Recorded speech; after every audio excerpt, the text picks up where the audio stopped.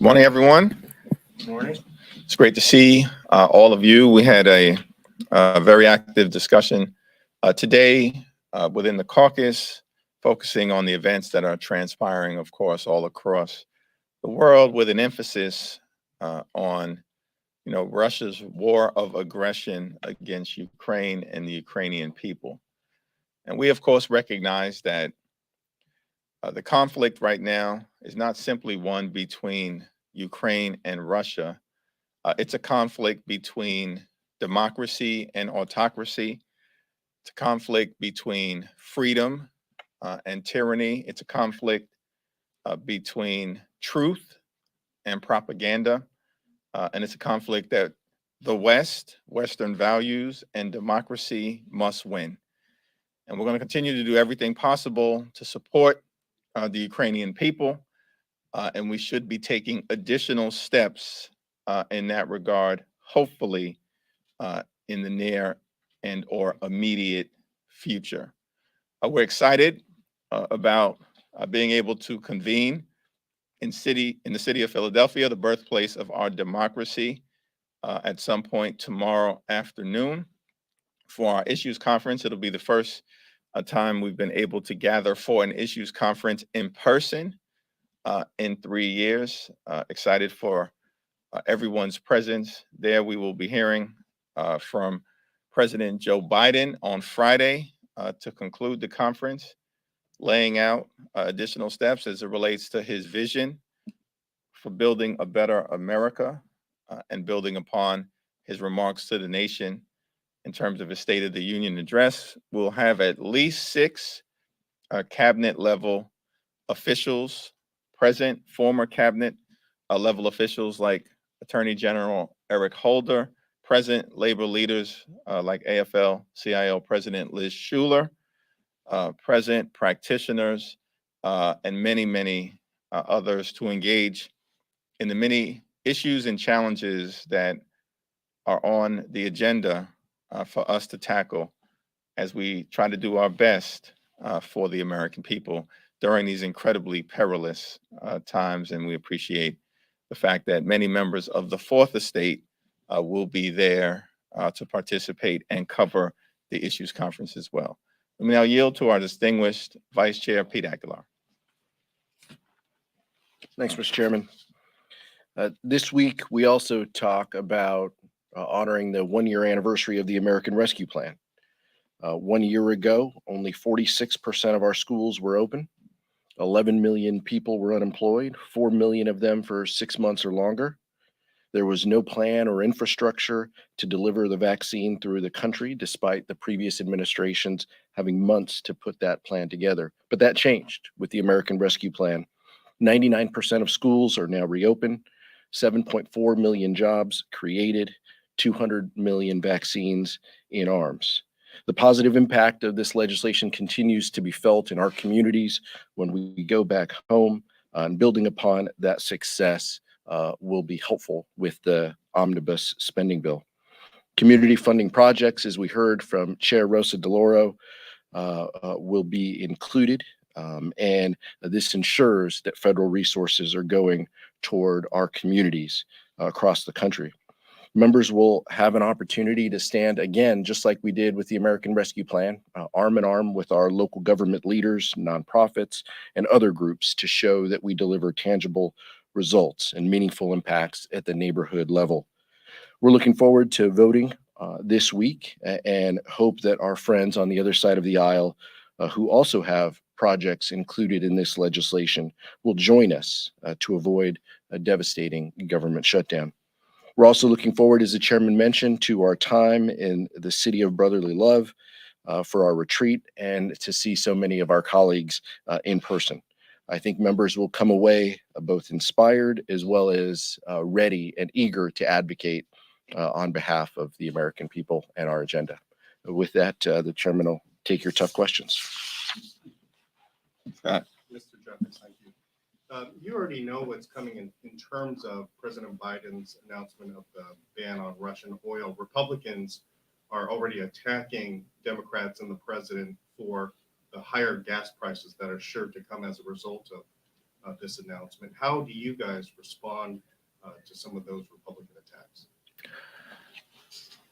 Well, certainly my hope that my Republican colleagues won't continue to play politics with an existential crisis for Ukraine, for Europe, for the West, and for democracy, because that is what is at stake right now. And we have to apply maximum pressure on Vladimir Putin and Russia until it ceases and desists with respect to its aggression and the slaughtering of innocent individuals in Ukraine. There may be some sacrifice that is required across the world. Certainly, we are seeing incredible sacrifice by the Ukrainian people, and the Poles and others who are right in that very tough neighborhood stepping up to help the Ukrainian people, refugees, to create humanitarian lines of entry and exit to support the effort to defend Ukraine. And we'll see what the impact may be ultimately here at home. But I think the American people, clearly the American people, regardless of partisan differences on other issues, have expressed the position that we're going to stand strongly behind the Ukrainian people, freedom and democracy. In California, that's paying over $7 a gallon for gas. I had a friend post on Facebook just yesterday. They paid $100 to fill up their Yeah, we're going to do everything possible, as the president laid out at his State of the Union address, to lower costs for the American people. And there was legislation that was brought to the floor of the House and passed that not a single Republican voted for, that would have lowered child care costs, health care costs, education costs, housing costs, and energy costs. And we're going to continue to work on that agenda that President Biden laid out to deal with inflation, deal with gas prices, and lower costs for everyday Americans. Go to this side. Thanks. Given that the president is going to make this announcement on an oil ban, does the House still need to move forward with its own legislation that would ban perhaps oil and gas, as well as cut off normal trade relations? Well, that's a question that's still under discussion, and until final language has been agreed upon. And we expect that that language, hopefully, will secure bipartisan support, both in the House and the Senate. You know, I'll refrain from commenting on whether legislative action is necessary. Second row, thanks. Looks like the White House is going to announce its own ban in about 20 minutes or so on Russian oil imports. Do you think it's pressure from the House that made this happen? I think the administration and President Biden have led the way for months in bringing together the West, bringing together NATO, bringing together our European allies, along with Australia and Canada and Japan and many others. We saw that tremendous vote in the UN that was overwhelming in its support for the American people. I commend the United States ambassador to the UN for her leadership in that regard. But I commend President Biden for what he's done. I don't think that anything has created any pressure. He's been very clear-eyed and transparent with the American people all along the way, including prior to this conflict escalating, by releasing, intelligence information to the American people and to the world, telling everyone exactly what was going to happen. And so I'm very confident in President Biden's continued leadership, and I don't think anyone has pressured him into doing anything. I'll go back to this side. Thanks. Thank you. Just a broader question about what you want to hear in Philadelphia from the president on Friday. The House Democrats have done everything the White House has asked of them in terms of passing legislation, but the midterm picture broadly still doesn't look good. What do you want to hear from him in terms of a midterm message, midterm strategy, economic message? What can vulnerable Democrats look for on Friday? Well, thank you for your question. I'm going to yield to Pete to answer that particular question, but I'll briefly just say that as you've outlined, we've been strongly supportive of President Biden and his agenda. And he's had a tremendous record of accomplishment under incredibly difficult circumstances. As Vice Chair Aguilar laid out, when President Biden first took office, there were only 2 million Americans who were fully vaccinated. Now there are more than 200 million Americans fully vaccinated. It's one of the reasons why we've been able to get through the Omicron variant, and COVID right now is in retreat. We reduced child poverty in America during the last 6 months of 2021 by almost half of the rate that had existed during the prior administration as a result of the child tax credit, which we are continuing to fight for as we move forward. 7.4 million jobs were created during President Biden's first 13 months. That's a record in American presidential history when comparing a similar time frame. Fastest rate of economic growth in 40 years, unemployment down to pre-pandemic lows of 3.8, 3.9%. That's tremendous economic progress. And it started with the passage of the American Rescue Plan, which not a single Republican voted for. Now, at the same time, we understand that this has been a tough moment for the American people over the last several years. When you just talk about all of the uncertainty and the anxiety, the chaos of the prior presidency, a global, once in a century, deadly pandemic that has killed more than 900,000 Americans here at home, the resulting shock to the economy, first as it relates to having to shut down the economy, and then the supply chain issues, the supply and demand issues that are off kilter that have now resulted in the inflation dynamics that we're seeing that's hurting the American people, an insurrection, the fact that the peaceful transfer of power was interrupted almost for the first time in American history, a racial justice crisis that emerged in the aftermath of the tragic assassination of George Floyd. This has been a very difficult time for the American people. No more empathetic leader to help guide us through this difficult time than President Joe Biden. I expect that he'll lean in to that empathy and continue to articulate a vision for building a better America. Just to follow up, so how do you explain his low approval ratings? Because no one would have a better one in this climate, or is there something he's doing better to highlight those gains that you just? Well, polls go up, polls go down, and I think several of us noted with some interest that in the immediate aftermath of his State of the Union address, we've seen his polls begin to go back up, and I expect that's a trajectory that we'll continue to see. Well, I think our colleagues are more concerned with outcomes than they are poll numbers. We want to make sure that we're doing everything we can to lower costs for Americans back in our districts. That's what Build Back Better did. The American Rescue Plan that we're celebrating this year did exactly that by creating that stability back in our communities, increased access to testing, helping our school districts so we can reopen faster. Those are the types of measurable things that we would expect the president to acknowledge, as well as I think we hope his continued commitment to partner with House Democrats on what's ahead.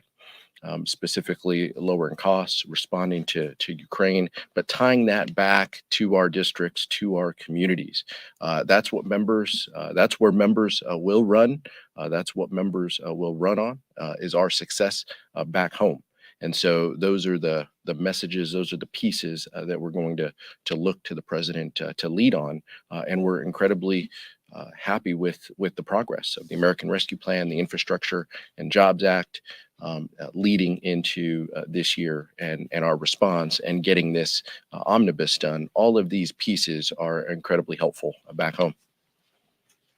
Obviously, I think everyone can agree that sanctions do work over time, especially this piece with sanctioning energy. We saw what it did to Iran.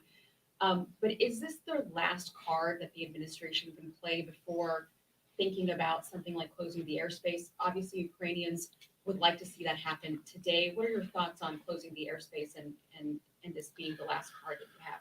Well, I support the president's position, as well as NATO's position and the European Union's position, that engaging in direct conflict right now with Russian forces, including the Russian Air Force, is not a step that we are prepared to take, because that could lead to a spiraling down and degrading of the situation that brings us into direct military conflict, which could be catastrophic for the world.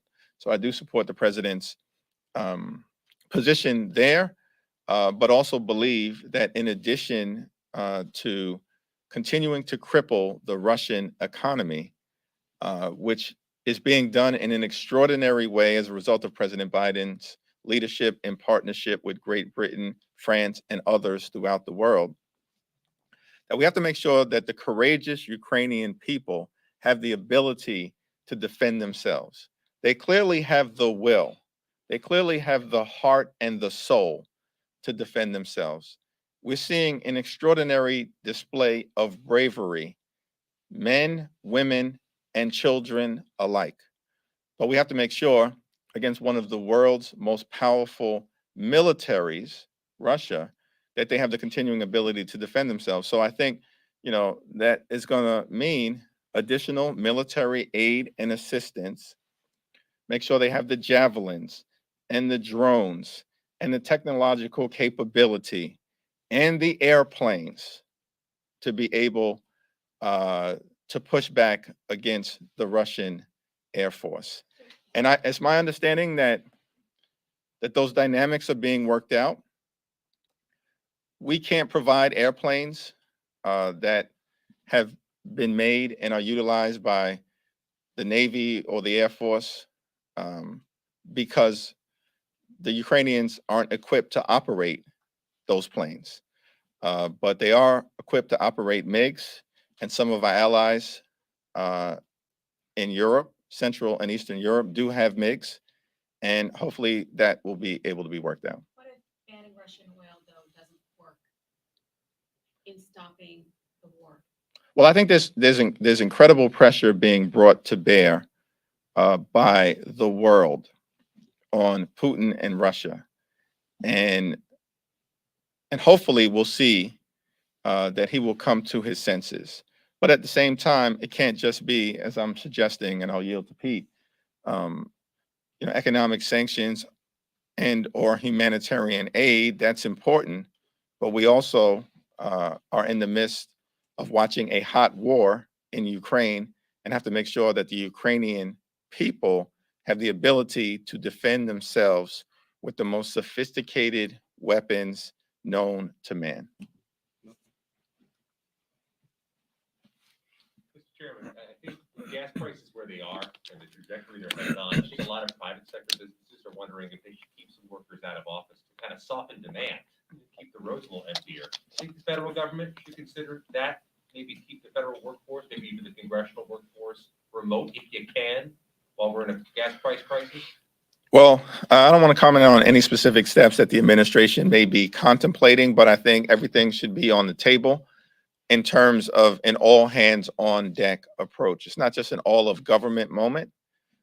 It's an all of America moment, and it's an all of the free world moment, because this is really a conflict between democracy and autocracy, and a very deadly, lethal, brutal enemy in Vladimir Putin.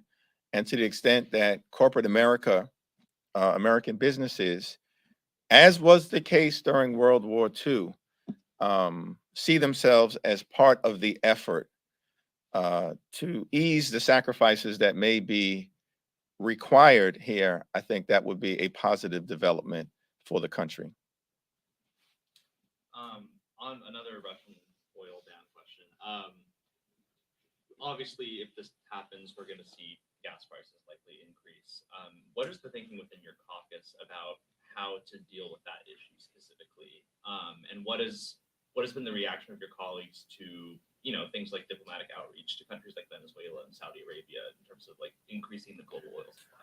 Yeah, that issue hasn't come up, but I think increasing the global oil supply at the moment, to the extent that there are implications, particularly for Europe, which is more heavily reliant upon Russian oil than we are here in the United States of America, um, is an important discussion, particularly with traditional allies in the Gulf states, such as Saudi Arabia, the UAE, and others. I assume those conversations are taking place, but I haven't been read into them, and we await, further clarity from the administration. Yeah. All I'll say is, we're concerned about lowering costs for everyday Americans. And we're also mindful that after our press conference here, some of our colleagues on the other side of the aisle are going to be up here talking about, unleashing the potential of this country, but they may not mention the 9,000 leases that we haven't acted on here domestically. So we understand that this could be taking supply, off of the table. But President Biden has led on this issue, approving leases more than his predecessor in the past. So that's not lost on us that this administration has and will continue to take decisive action to help supply and to help guide this country forward. We're mindful of that and mindful about the decisions that they have to make. But we're focused on our communities and making the best policy. And this is a proposal that is the best policy for the country. Question of VP. You talked about some of the cost-cutting measures in BBB. Is there any sign that this bottleneck in the Senate is coming unstuck? What gives you some hope that we're finally going to see Build Back Better move forward, or some parts of it? Well, the focus right now is on making sure, as Vice Chair Aguilar indicated, we fund the government, that it doesn't shut down, that we reach an omnibus spending agreement sooner rather than later, hopefully in the next day or so. We were briefed on some of the progress being made in the discussions by Chairwoman Rosa DeLauro. And we also want to make sure that we provide aid and assistance to the Ukrainian people on an emergency basis. And of course, take further steps in terms of sanctioning Putin and Russia for their illegal war in Ukraine right now. So I think that's that's the emphasis, and should be over the next day or so. And then presumably we'll hear from the president about his further legislative vision for building a better America. Last question? Congressman, Yeah, we can take these two. okay. Yeah, go ahead, and then Is the China competitiveness bill, the American Competes Act, something that you would like to add to your slate? You guys would like to add to your slate of bills passed for the midterms in the coming weeks and months, or is that kind of taking a back seat right now to all this Ukraine legislation, Build Back Better? well, we're going to continue to work hard to make America the most competitive that it can be, for the sake of everyday Americans, to continue to create good paying jobs, to lower costs for everyday Americans, and to lean into those particular areas. And so the America Competes Act is an important part of that agenda. And it's something that I think we'll be able to get over the legislative finish line. As Pete indicated, you're going to hear our colleagues talking about unleashing the potential for America. Where were they when President Biden and Democrats in the House and the Senate were passing the American Rescue Plan to lay the foundation to help rescue and save the economy and create 7.4 million good paying jobs? Where were they when President Biden put in place a series of policies to create the fastest rate of economic growth in 40 years? Where were my Republican colleagues when it relates to the efforts that were underway, led by President Biden, to lower unemployment to pre-pandemic levels of 3.8%? They were missing in action. That's the answer. And so the notion that they want to now come here and lecture us when Vladimir Putin is the one responsible if gas prices increase significantly here in America. Vladimir Putin. And they shouldn't provide any aid and comfort to him, a brutal dictator. We know they have practiced doing so because Donald Trump did it for 4 years, which may explain some of the brazenness that we're seeing right now in Eastern Europe. Last question. Companies like Visa and MasterCard have voluntarily cut off relations with Russia more than that. How do you feel about that? Do you welcome companies taking these voluntary actions? And there's also been some concern that this can push Russia closer to China.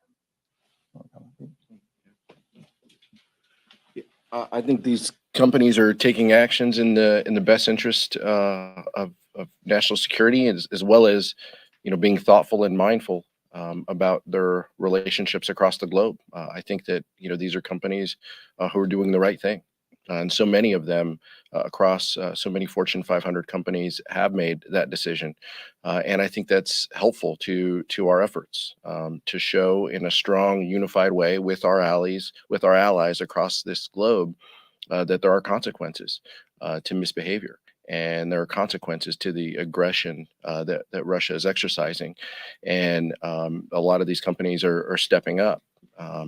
You mentioned some of them. There's a lot of companies from the chairman's state of New York and mine from California who are stepping up and leading the way here. And we tip our hat to their efforts. We encourage more to lead in this regard as well. And I think that this is an important step surrounded by the actions that we can take here in government that will further send the message to Vladimir Putin that we will continue to isolate his economy as well as his country with their continued steps.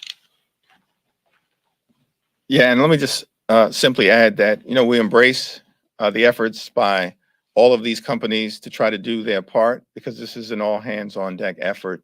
And it's important to point out that because of leadership from this administration, from the president, from the United States ambassador to the United Nations, China unexpectedly abstained before the UN Security Council and abstained in the vote condemning Russia's behavior before the General Assembly. I think China understands where the world is at as it relates to Russian aggression, and ultimately will not take any negative messages from any actions that the free world takes in pushing back against Vladimir Putin. Thank you, everyone.